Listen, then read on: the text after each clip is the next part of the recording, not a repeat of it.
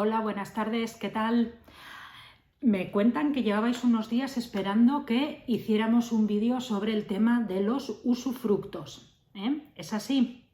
Bueno, pues ya sabéis que no me gusta haceros esperar, que sobre todo lo que queréis aprender estoy dispuesta a hacer una clasecita o más. De momento hoy vamos a empezar situando qué es un usufructo, qué impuestos le afectan, cómo se constituye, transmite y cancela, qué es cada cosa de estas, aunque me da la impresión que más adelante tendremos que hacer algunos vídeos más cortos para situaciones concretas que pueden ocurrir relacionados con este tema. ¿De acuerdo? Pero bueno, sin más, vamos a empezar a abordar este tema de la forma en la que ya sabéis que me gusta hacerlo a mí, que es de una forma muy coloquial, muy intuitiva, que lo podamos entender cualquier persona, tengamos los conocimientos jurídicos que tengamos, aunque estos sean muy bajos. Y ya a partir de ahí podremos ver que nos podremos poner meticulosos todo lo que queramos, pero de momento vamos a ir entendiendo todos estos conceptos y su tributación. Así que sin más, empezamos. Lo primero que tenéis que saber es que el pleno dominio, la plena propiedad de un bien, tiene dos componentes, lo que se llama el usufructo y lo que se llama la nuda propiedad. Bien, la suma de estos dos componentes, como os decía, es lo que da lugar al pleno dominio o la plena propiedad de un bien. ¿Qué es el usufructo? El usufructo es la capacidad de poder disponer, utilizar y disfrutar un bien. Y la nuda propiedad es la mera posesión del bien. Solo la mera posesión, no poder utilizarlo. Por eso, tiene que ser la suma de los dos lo que da lugar al pleno dominio. Pero hay personas que pueden disfrutar del usufructo, otras de la nuda propiedad, no siempre van unidas, ¿de acuerdo?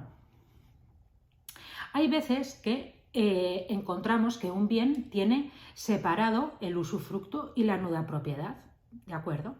Otras veces encontramos que el bien tiene alguien el pleno dominio del bien, pero por una operación, ya sea mortis causa o inter vivos, se separan estos derechos sobre el mismo bien y recae sobre unas personas la nuda propiedad y sobre otras el usufructo.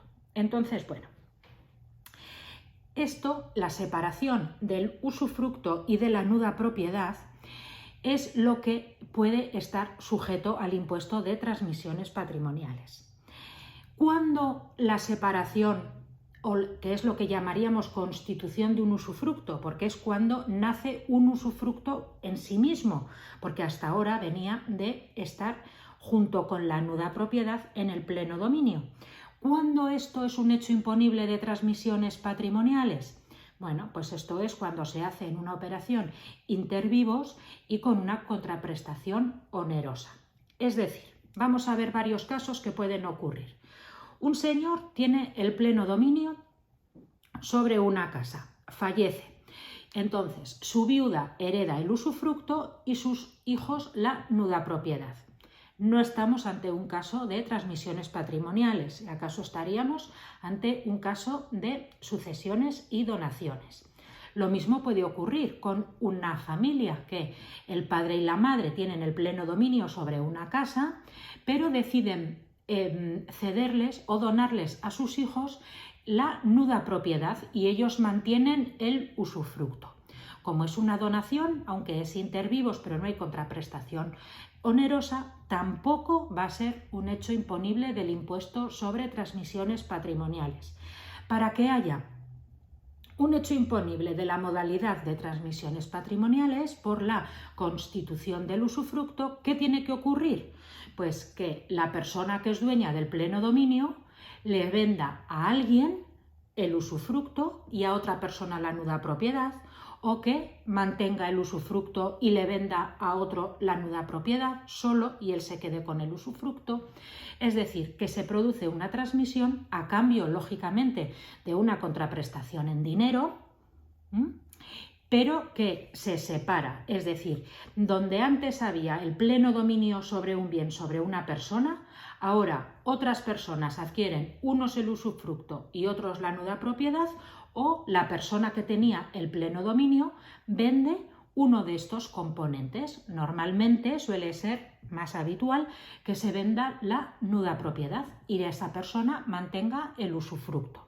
¿De acuerdo? Pues en estos casos, como es una compraventa, sí que se produce un hecho imponible de la modalidad de transmisiones patrimoniales. ¿De acuerdo? Habitualmente. Porque cuando hay una transmisión, ya sabéis que en el impuesto de transmisiones patrimoniales somos residuales respecto del IVA. Es decir, ¿qué pone en la ley del IVA sobre este hecho imponible? Bueno, pues en el artículo 21-23 de la ley del IVA dice que la constitución de usufructos a menudo va a estar exenta de IVA. Eso quiere decir que lo vamos a recuperar según el artículo 7.5 de la Ley del Impuesto de Transmisiones para la modalidad de transmisiones patrimoniales. ¿De acuerdo? Tened en cuenta una cosa, cuando se habla de separar el usufructo y la nuda propiedad, estamos hablando, y os aconsejo que leáis ese artículo de la Ley del IVA, el artículo 21-23, porque lo que nos dice es que la cesión de uso de determinados bienes va a estar exenta de IVA. Pero después de decir que está exenta, también va a hablar de que hay algunas excepciones a esa exención. ¿De acuerdo? Entonces, ¿cuáles son los hechos imponibles en la separación, en la constitución o transmisión de un usufructo que por este cambalache de exento de IVA de acuerdo al artículo 21-23 de la Ley del IVA y por tanto sujeto a transmisiones por el artículo 7.5 de la Ley del ITP, qué transmisiones están sujetas a transmisiones? ¿Qué es lo que nos interesa? Pues punto número 1, las de viviendas y fincas rústicas siempre están exentas de IVA y sujetas a transmisiones. Ya no nos vamos a fijar en si era una primera transmisión de una vivienda, es decir, incluso cuando es una primera transmisión de una vivienda, está sujeto a transmisiones, la transmisión del usufructo, ¿de acuerdo? Siempre. Solo en el caso, atención, de que el transmitente sea un sujeto pasivo de IVA y lo que se vendan sean locales, garajes, oficinas, etc., es decir, los inmuebles que no consideramos viviendas o fincas rústicas, en esos casos sí que son una excepción a la exención de IVA, es decir, están sujetos a IVA. Muy importante. Entonces, resumiendo, la constitución del usufructo, sea primera, sea segunda transmisión de una vivienda, siempre sujeto a transmisiones. De una finca rústica, a transmisiones.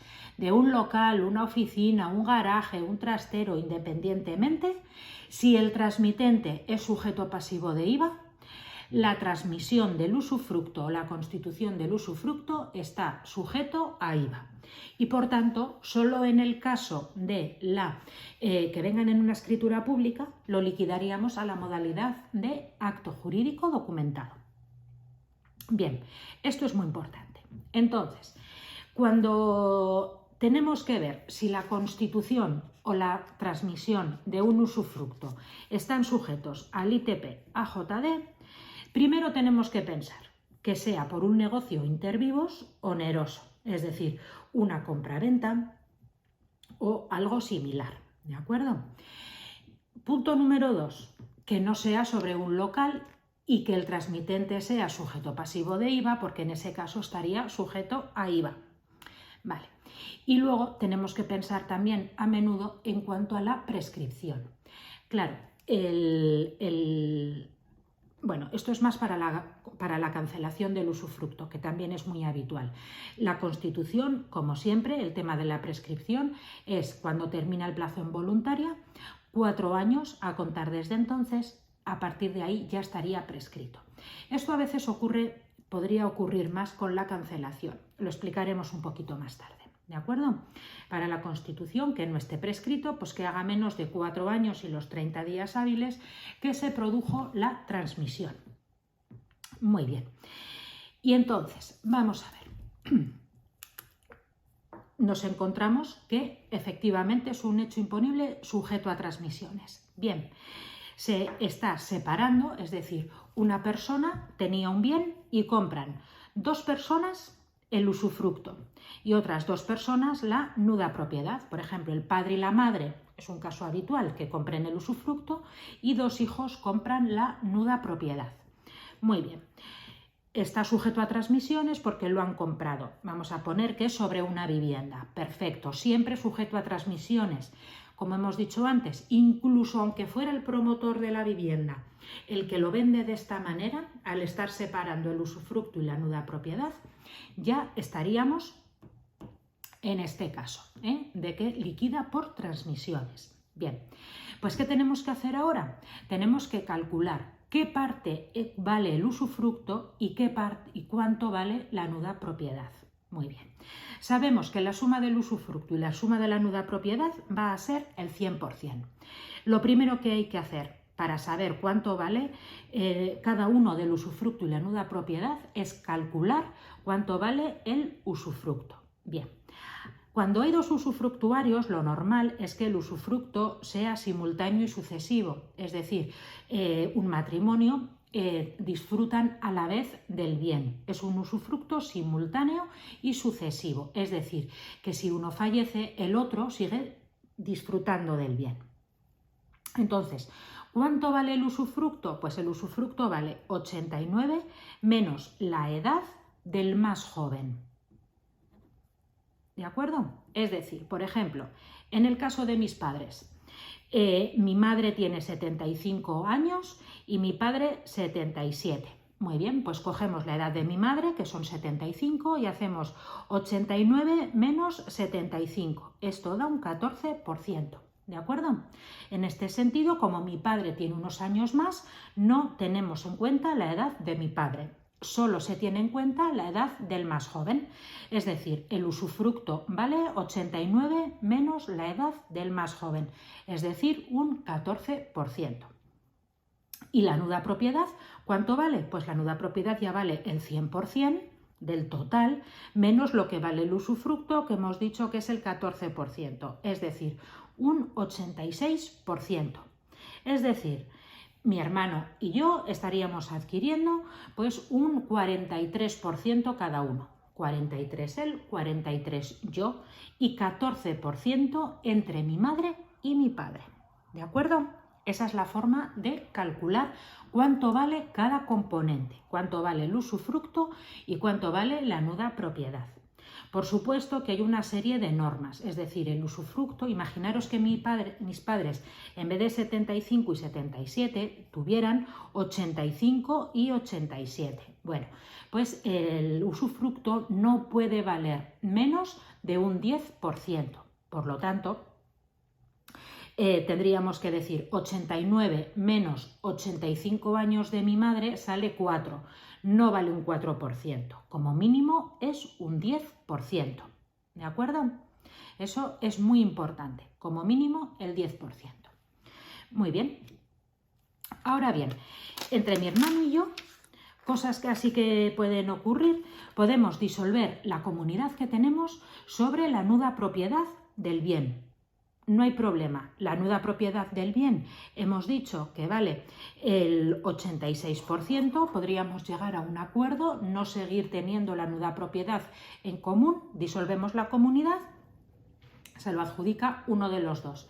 Pero no podemos disolver la comunidad con mis padres. Eso sí que no existe como tal, como disolución de comunidad, porque tenemos distintos derechos sobre el bien.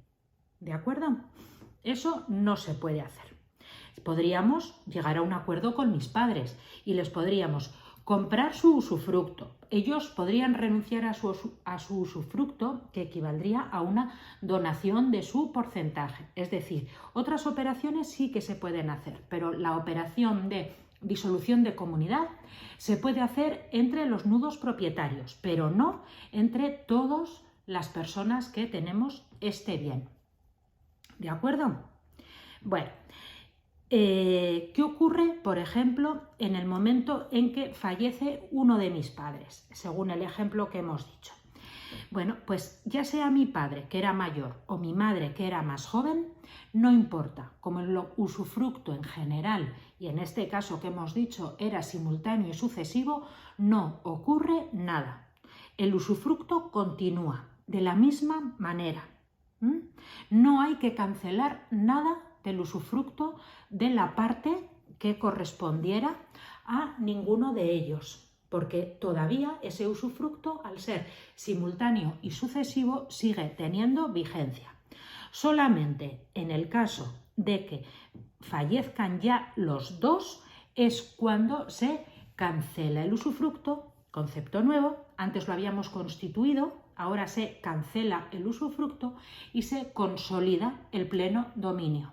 ¿De acuerdo? Es decir, una vez que fallece el último usufructuario, el nudo propietario o nudos propietarios pasan a adquirir el pleno dominio del bien.